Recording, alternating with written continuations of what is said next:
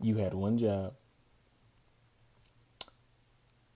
make sure everybody got to Mania. And what do we get? One of our greats, hobbled, hindered, possibly injured. You had him working on Monday. He was working tonight. For what? He's almost 50.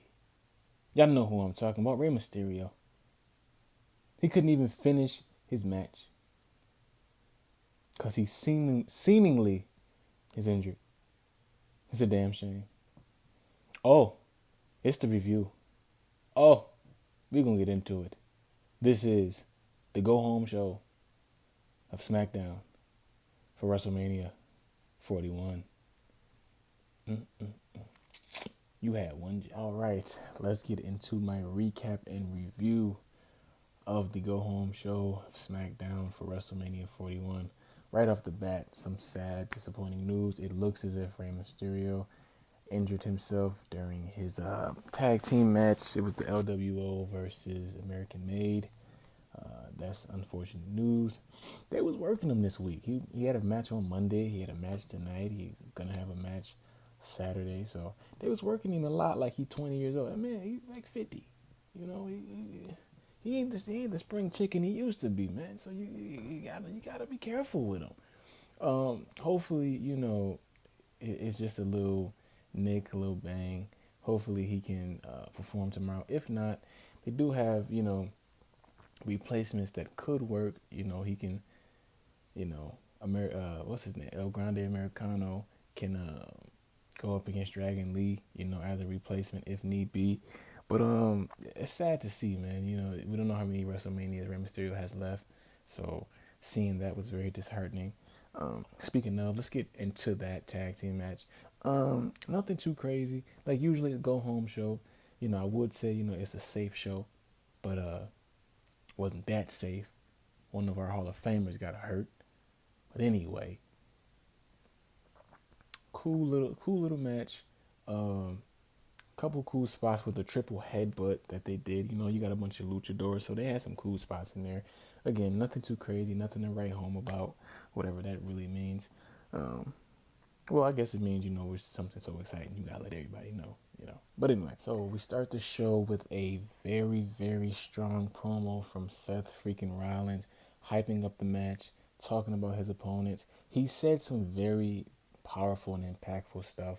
He talks about how he sacrificed a lot for this business and how Roman and CM Punk would never do such. He talked about how even when his stepfather last year was going through, severe medical conditions, he was at Mania, he was here providing for us. He talks about how he debuted 10 plus years ago as a shield for CM Punk, him, Roman, and Dean Ambrose. He dropped Dean Ambrose's name. And he talks about the history and his past with Roman and CM Punk. But he also talks about how neither one of them are best for business, but that he is, because he is what the business should be: sacrifice, hard work, and dedication. Man, you gotta watch the promo. It was good. And he had a nice little suit on. The drink was fire. I really enjoyed the promo. I thought it was really strong. I thought it really was a great cap off to get us really ready for this main event tomorrow. With that being said, he was also sitting in the middle. He sat down, and it felt so intimate, man. It just was really, really good. Seth really drew us in with this promo, and it was a very strong start to the show. And it heightened my excitement for the triple threat main event of night one. So the opening match of the show was the Andre the Giant Battle Royal. They had me fooled, man, because Ray Phoenix got an intro, and so did Shinsuke, and I thought one of them were going to win. They didn't. We'll get to who did in a minute, but there was some cool spots in this match. Carlito was in there, and R-Truth was in there, and Carlito was going for the apple. R-Truth took his apple, bit the apple, and then and then tossed Carlito out the match. He spit the apple in Miz's face. So that happened, but then our troops got packed up pretty quick. Nothing too crazy. Um, you had Karrion Cross was in there, Chad Gable, Creed Brothers, Los Garza, Pretty Deadly. Who else was in the match? Austin Theory, Grayson Waller. So you had some people who weren't able to make the Mania card in this match. The final four were Andrade, Ray Phoenix, Carmelo Hayes, and Shinsuke. Um, some cool eliminations. Uh, Andrade hit this drop kick on Shinsuke to eliminate him, which was really cool. And then El Grande Americano pops up out of nowhere. Maybe he ran past Chad Gable in the back. Who knows? But because Chad Gable was there, and then El Grande comes there, but they don't really know each other. So, but El Grande Americano comes out, distracts and actually attacks Ray Phoenix, and Ray Phoenix gets eliminated with the final two being Andrade and Carmelo. So we kind of get another layer into that. They have good chemistry. They had some good spots, good little back and forth. They had a spot where they looked like they were going to do the double Spanish fly. Carmelo Hayes hops off the ropes, dumps Andrade out, and Carmelo Hayes wins the Andre the Giant Battle Royal. With that being said, I really do enjoy the Miz and Carmelo Hayes tag team. I hope they do something with that. There was a point in the match when Carmelo Hayes was about to get eliminated, and not R-Truth, the Miz saved him. So they got some good elements there, and they can do something really, really good with that. I hope that they push Carmelo Hayes after Mania. I hope we start to see him in some significant feuds, whether it be tag team, singles. I just hope that Carmelo Hayes starts to get the push and the attention from the creative and the booking that he should. With that being said, decent little match. Good way to start the show. And shout out Carmelo Hayes for getting that win. I'm a fan of Carmelo Hayes. Then we have one of the most exciting, if not the most exciting segment. No, the most exciting segment was definitely Cena and Cody. Seth was good, but this was also a good segment. We had Rhea. She came out, didn't get a word out. Bianca came out, didn't get a word out. Io came out, and they started going at it, this, that, and the third. Saying the same old. But the interesting part was Bianca was getting heavily booed, man. It's crazy how Bianca is getting heel treatment in this triple threat when everything she did to get in this match is a babyface. If anything, Rhea's the heel. But because again, Rhea's so over, it doesn't matter what Rhea does, she's gonna get cheered. So they go back and forth with that, as they do. Io's just standing there, like a little kid, and then Naomi comes out and tells Bianca, "I've been trying to get in contact with you. I've been trying to talk to you, and you've been ducking and dodging me." And I'm starting to think that Bianca might have had something to do with that Jade attack. It's very, very, very interesting. And then as Naomi slides into the ring and continues to speak, Jade music hits. Jade comes out. Naomi ducks out the ring. Jade and Bianca have an interaction where Jade tells Bianca, "So you choosing her over me? Okay, I see what this is. I see you choosing her. Is what you doing?" Bianca's like, "No, I'm not. I'm not choosing." And then Naomi comes, sneaks Jade. Her and Jade get the beefing. Rhea and Bianca get the beefing. They roll outside the ring. Io does a moonsault. Io's standing there looking strong. Like, y'all keep forgetting about me, and that's going to be our downfall. I enjoy the segment. We got a bunch of women on the card, and we added layers to the Bianca and Naomi story. We got to see Bianca, Io, and Rhea one more time. I was cool with the segment. It did its job. It entertained me. And it kept me interested, and it had me excited. Now, let's get into the only two parts frustrated me, and this was one of them of the show. The Street Profits and Motor City Machine Guns had a match. It was a good match, solid. Had some good spots. But let's get to the nitty gritty. Uh, Montez Ford does a swanton dive as he does over the turnbuckle onto everybody participating in the match. And then DIY comes out, jumps over the barricade, attacks everybody in the match. steals the tag team titles, run to the back. Then Nick Aldis runs into them as they're trying to leave the building with him. And then Street Profits run up, Motor City runs up, and then security are separating them. And Nick Aldis takes the titles and says, these titles will be suspended above the ring next week in a TLC match. And what really pisses me off about is that the match is more than likely going to be fire. And it should be on WrestleMania. Simple as that.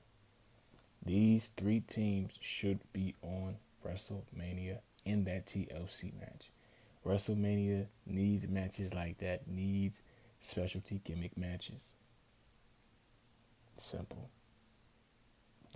This show really wasn't that bad, but that was a low point. That it was frustrating because it should be on Mania, and I'm pretty sure that match is gonna be fire.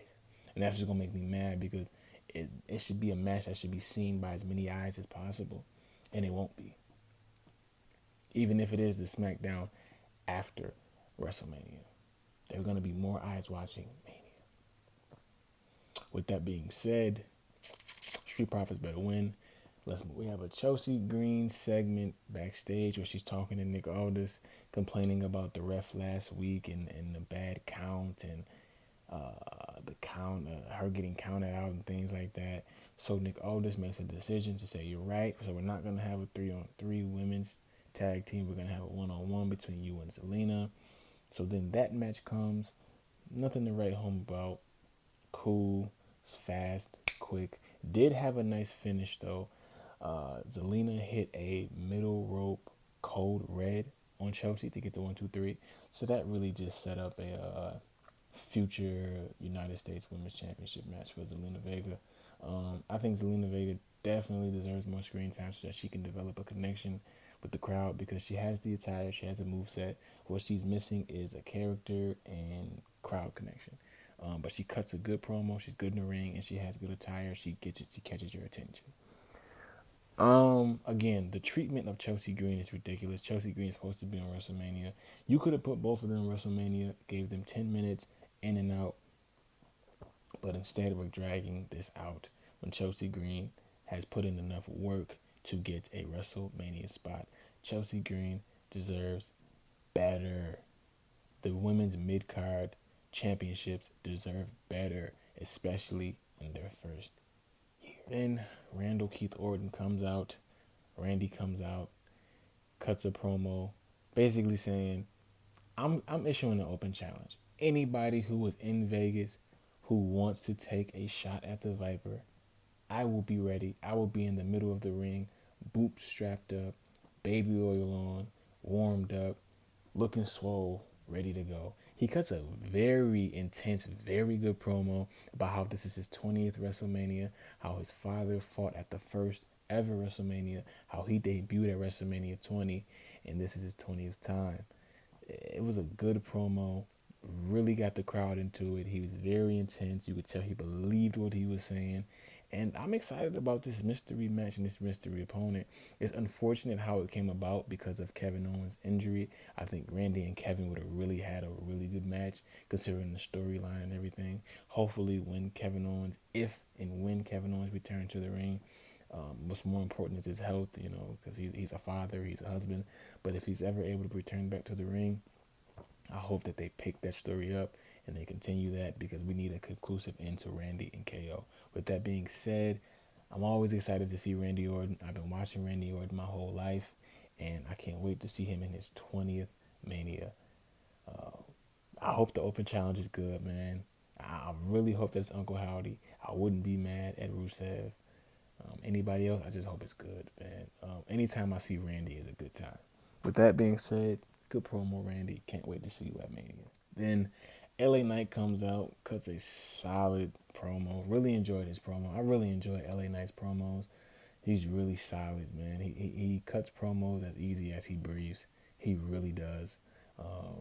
He's entertaining. He's charismatic. He is a megastar. Yeah. With that being said, he cuts a promo hyping the match, hyping himself, bigging up Jacob 5-2 talks about his title reign, talks about how he's made the United States Championship mean something invaluable again, and how he continues to do that. He talks about how Jacob, when he looks at Jacob 5-2, he sees that he will one day be a champion, but it won't be at the expense of him. Then Solo comes out. They have a, you know, they have a cool little match. Again, I'm gonna keep saying it. Nothing too crazy. Um, as they say, nothing to write home about. Then Jacob 5-2. More importantly, Jacob 5-2 comes out, uh, beats up LA Knight, gets the match thrown out. Then Braun Strowman runs down to the ring, helps out LA Knight. Nick Aldis comes out, sets up a tag team match right then and there.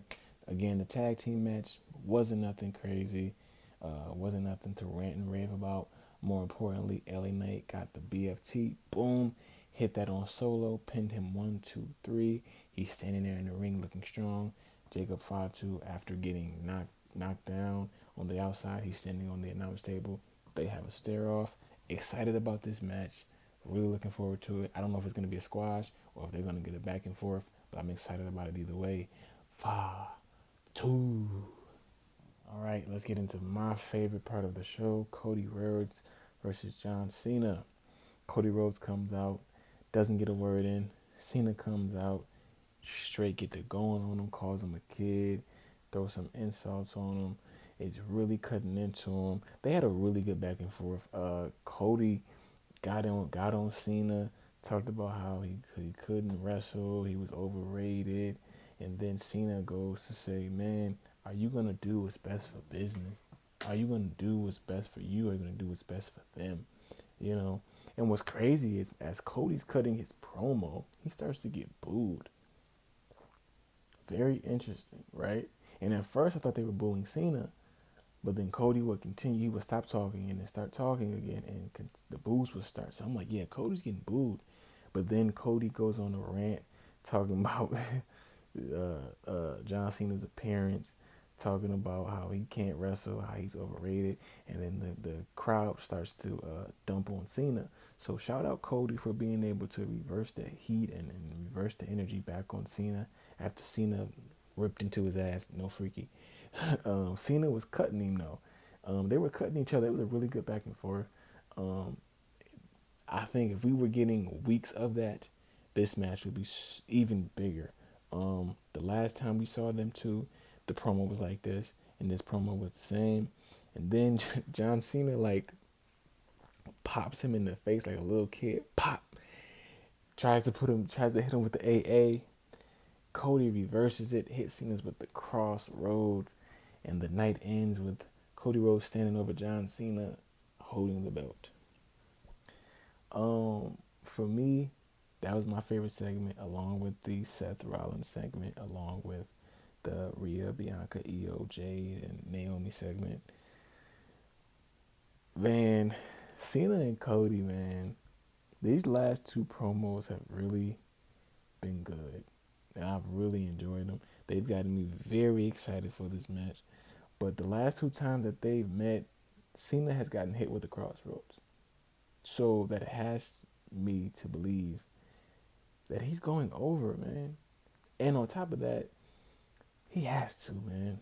Number 17, if he doesn't go over, waste of a heel turn. Cody can win it back at some point, but Cena has to win. WrestleMania has to end with Cena holding the belt, number 17.